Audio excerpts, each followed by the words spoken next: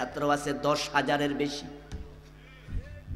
আপনারা বলুন তো, সবগুলো হল তল্লাশি করলে মদের বোতল পাওয়া যাবে? একটা পাওয়া যাবে? কিন্তু ভার্সিটিগুলো তল্লাশি করলে হলের অবস্থা এমন হয়ে যায়, এমন হল আছে যেই হলে বইয়ের চেয়ে মদের বোতল বেশি পাওয়া যায়। কমি আলিয়া ইউনিভার্সিটি সবগুলো রঙ্গনে আল্লাহ যাওয়ার সুযোগ দিয়েছে। ঢাকা ইউনিভার্সিটি থেকে পিএইচডি কমপ্লিট করেছে। এগুলো স্পষ্ট চোখের সামনে দেখা। আমার বন্ধু রাতের 1টা বাজে গার্মেন্টস ছুটি হয়েছে, কোনো একটা সুন্দরী যুবতী গার্মেন্টস কর্মী রাস্তা ধরে যাচ্ছে হাটহাজারী মাদ্রাসার পাশ দিয়া।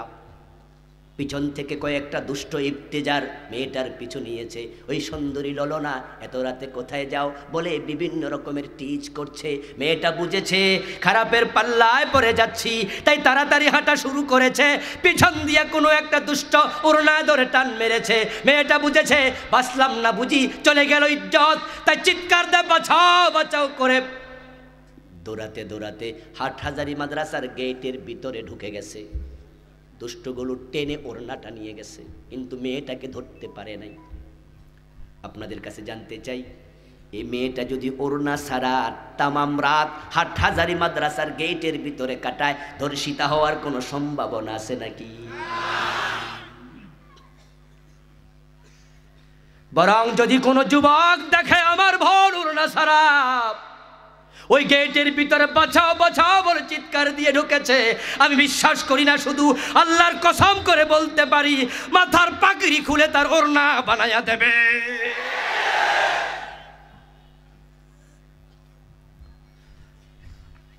কিচ্ছু মনে করবেন না, বাস্তবতা বলছি। জাহাঙ্গীরনগর বিশ্ববিদ্যালয়ে রাতের বেলায় যদি চিৎকার দিয়ে হে ঢুকতো, নিরাপত্তা পেত তো? 100 জন দর্শন করে সেঞ্চুরি পালন করেছে। ঢাকা ইউনিভার্সিটির ভিতরে ওই বাদর রাতের বেলায় তার গায়ের কাপড়টা হারিয়ে ফেলেছে। হাজার পোলাপানের সামনে কাপড় কেড়ে নিয়েছে। আমরা ভার্সিটির দোষ দেই না, আমরা দোষ দিচ্ছি এক জায়গায়, সেটা হলো এক জায়গায় কোরআন আছে আর এক জায়গায় কোরআন রাখা হয় নাই। যদি ভার্সিটিতে কলেজে এই কোরআন ঢুকে দিতে পারতা, আমাদের কলিজার টুকে সন্তানগুলো প্রফেসর হতো, ডাক্তার হতো, ইঞ্জিনিয়ার হতো, সাথে সাথে কোরআনের আলেম হয়ে যেত। বাবা মারা গেলে সন্তান ডাক্তার, জানাজার ইমামতি করতো। কিন্তু কোরআন আমরা ছেড়ে দিয়েছি, সিলেবাসে কোরআন অপশনাল হয়ে গেছে। ইংরেজি খুব দরকার, তাই আগে ছিল 100, এখন হয়েছে ইন্টারমিডিয়েটে।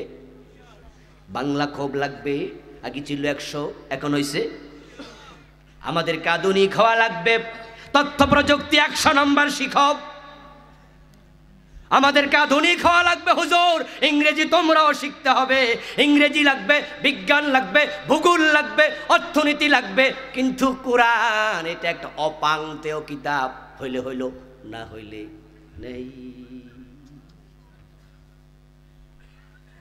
আমার দোস্ত, কাবার অঙ্গনে বসে আছি, রমজান মাস, আসরের পরে কাবার গিলাপের দিকে তাকাচ্ছি, কাম নাই কাজ নাই, খাওয়ারও সুযোগ নাই, রোজার মাস, নফল নামাজও নাই, আসরের পরে মাগরিব পর্যন্ত নফল নামাজ পড়া জায়েজ নাই। তো বসে বসে আর কি করব, কাবার গিলাপ দেখি, কারণ কাবার দিকে তাকালেও সওয়াব আছে না নাই। বসে আছি, ডান পাশ থেকে চমৎকার তেলাওয়াত, মধুর সুরে এক আল্লাহর বান্দা তেলাওয়াত শুরু করলো। একটু মাথাটা কাত করে তাকায়া দেখি আল্লাহর এমন এক বান্দা কোরআন পড়ছে যার মুখে কোনো দাড়ি নাই, কিন্তু তেলাওয়াতের সুর এত চমৎকার, এত বিশুদ্ধ, যেটা এই লোক থেকে আমি ভাবতেও পারি না। তার দিকে তাকায় একটা মুস্কি হাসি দিলাম। লোকটা তেলাওয়াতটা বন্ধ করে আমার সালাম দিল, জবাব নিলাম, জিজ্ঞাসা করলাম মিনাইনা আনতা, কোত্থেকে আইছো, বাড়ি কই? তখন বলে আনা মিন ইজিপ্ট মিন মিসর, আমি মিশর থেকে এসেছি। তেলাওয়াত শুনে আমি বুঝেছি সাধারণ আলেমের তেলাওয়াত এত ভালো হয় না, নিশ্চয় হাফেজে কোরআন হবে। জিজ্ঞাসা করলাম আনতা হাফিজুল কোরআন, তুমি কি কোরআনের হাফেজ? তখন সে বলে আলহামদুলিল্লাহ আনা হাফিজুল কোরআন, আমি হাফেজ। আমি বললাম মাহের পাতুকা ভাইজান পেশা কি, করেন কি? আনা মোহান্দেস, আমি ইঞ্জিনিয়ার। আমি আরো অবাক হলাম, আমার দেশে কত ইঞ্জিনিয়ার পাওয়া যায় কোরআন দেখে দেখে পড়তে পারে না, সে ইঞ্জিনিয়ার কোরআনের হাফেজ। সিলেবাসে যদি কোরআন থাকে তাহলে আমরা কোরআনওয়ালা পেয়ে যেতাম। যদি কোরআনটা সমাজের সব জায়গায় ছড়িয়ে দেয়া যায় তখন মাদক নির্মূল হবে, অপসংস্কৃতি নির্মূল হবে, আবার কলিজার টুকরা সন্তানেরা সোনার মানুষ হিসাবে বড় হতে থাকবে। 10 তলা বিল্ডিং দেখেছেন, কত সুন্দর তার জানালা, কত সুন্দর তার ওয়াল, কত ডিজাইন করা, তার কারুকার্য করা বিল্ডিং এর চৌসাই। কিন্তু আপনি ভুলে যাবেন না মাটির তলায় এমন কিছু ইট আছে যেগুলো দেখা যায় না, সেগুলো না থাকলে বিল্ডিংটা দাঁড়াতো না। ওই ফাউন্ডেশনের উপর বিল্ডিং দাঁড়ায় আছে, ফাউন্ডেশন যত মজবুত বিল্ডিং তত মজবুত। ফাউন্ডেশন নড়ে পড়ে বিল্ডিং হবে নড়ে পড়ে, ফাউন্ডেশন দুর্বল করে উপরে বিল্ডিং তুলিও না, ওই বিল্ডিং মাথার উপরে ভেঙে পড়ে যাবে। ঠিক আজকে তাই হয়েছে, কোরআন যতদিন ফাউন্ডেশন ছিল নৈতিকতা সম্পন্ন মানুষ ছিল, শিক্ষিত কম ছিল, ভালো মানুষ বেশি ছিল। শিক্ষিত বেড়েছে কিন্তু ভালো মানুষ দিন দিন কমছে। এখন MBBS এর অভাব নাই, অনেক বড় ডাক্তার হয়েছে, অধিকাংশ ভালো আছে কম। অধিকাংশের দিকে তাকাও, তারা পেট কাটা ছাড়া কিছু বোঝে না। সেবা আজকে ভুলে গেছে। বড় বড় অফিসার আছে, MA pass BA pass, tie suit পরে বসে আছে সরকারি অফিসে এসি রুমে, ঘুষ না দিলে পাইলে সিগনেচার করে না। ইঞ্জিনিয়ার বেড়েছে, বুয়েট সুয়েট কুয়েট রুয়েট ডুয়েট আরো কত। কিন্তু আমরা কি দেখি পত্র পত্রিকায়, এখন আর রড দেয় না, রডের বদলে বাঁশ দিচ্ছে। এত খারাপ মানুষ কেন? উত্তর একটাই, তারা কোরআন ছেড়েছে। এখন ওই কোরআনের দিকে ফিরে আসা দরকার আছে না নাই? পরিবার থেকে শুরু করে রাষ্ট্রের সর্বশেষ অঙ্গ সংসদ ভবন পর্যন্ত সব জায়গায় কোরআন চালু করে দাও, কোরআন নিয়ে যাও, নিজে কোরআন পড়বেন, সন্তানকে পড়াবেন, এমন সন্তান বানায়া যাবেন আপনার মৃত্যুর পরে আপনার কলিজার টুকরা সন্তান জানাজার ইমাম। এমন সন্তান রেখে যাবেন না যে টুপি হাওলাত নেবে, টুপি হাওলাত নেয়। আছে কিনা? আসছে, বাবা মারা গেছে দৌড়াই আসছে, জানাজার নামাজে খাড়া কয় টুপিটা একটু দে। টুপি হাওলাত নিয়ে এবার কয় হুজুর জানাজার নামাজের নিয়ম বলে দেন। হুজুর বলে দেয় 4 তাকবীরের সাথে এই ইমামের পিছনে ফরজে কিফায়া জানাজার নামাজ পড়ছি, আল্লাহু আকবার। নিয়ত সে শিখেছে, নামাজ শুরু হয়েছে, তাকবীরের পরে দোয়া আছে না নাই? এটা শিখবো কবে? দ্বিতীয় তাকবীর দেওয়ার পরে তো বড় দোয়া, আল্লাহুম্মা গফিরলি হাইয়িনা ওয়া মাইয়িতিনা ওয়া শাহিদিনা ওয়া গায়িবিনা। এই লম্বা দোয়াটাই তো মৃত ব্যক্তির জন্য মূল দোয়া।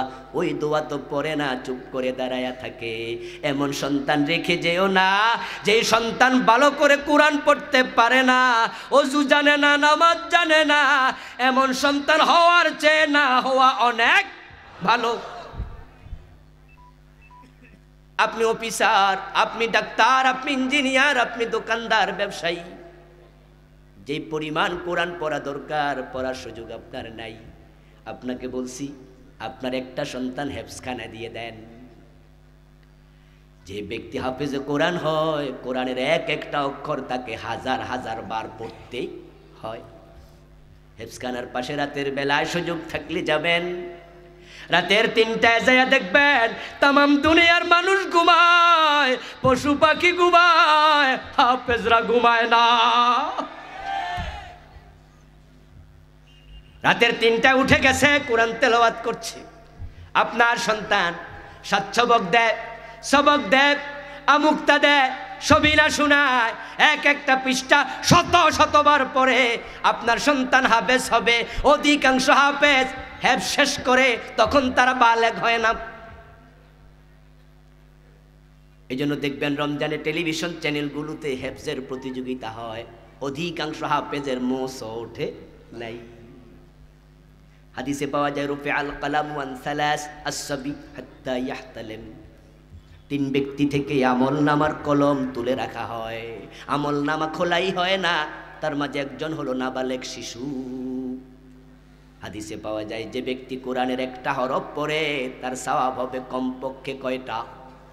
মান ক্বারা হারফাম মিনাল কোরআন ফালাহু 10 হাসানাত। রাসূলুল্লাহ বলেন কমপক্ষে 10 নেকি। এখন আপনার ছোট্ট বাচ্চাটা 7 বছর বয়স, রাতের 3টায় উঠে কোরআন তেলাওয়াত করছে হেফজখানায়। আল্লাহর হাবিব বলে প্রতি অক্ষরে 10 নেকি, কিন্তু তার আমলনামাতে এখনো খোলাই হলো না। তার আমলগুলো কি বাতিল হয়? উত্তর হলো মোটেও না।